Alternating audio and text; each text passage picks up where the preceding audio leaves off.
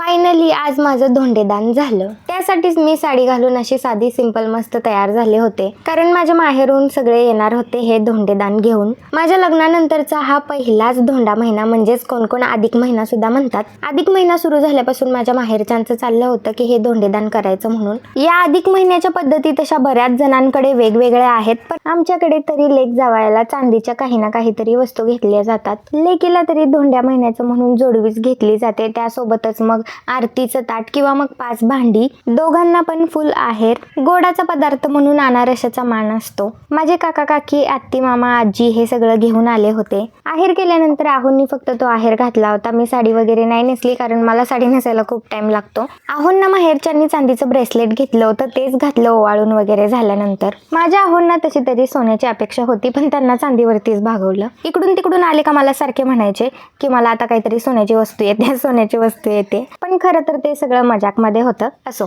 आहोंना bracelet आणि मला जोडवी घेतली होती, तर मग ती जोडवी घातली. तुम्ही या धोंड्या महिन्यात अजून जोडवी घेतली का नाही मला कमेंट करून नक्की सांगा, आणि तुमच्याकडे अजून काही वेगळी पद्धत असेल तर ती पण सांगा. बाकीचं हे सगळं झाल्यानंतर पाय धुवून हळदी कुंकू वगैरे लावलं. आहोंनी पण माझ्या माहेरून आलेले सगळ्यांना आहेर केला, काकांना, मामांना वगैरे. या एका पार्टमध्ये मी खूप काही शेअर करू शकत नाही. अजून एक गोष्ट मला शेअर करायची आहे, ती मी नेक्स्ट पार्टमध्ये करेन. चला तर मग भेटूया पुढच्या ब्लॉगमध्ये. तोपर्यंत बाय बाय.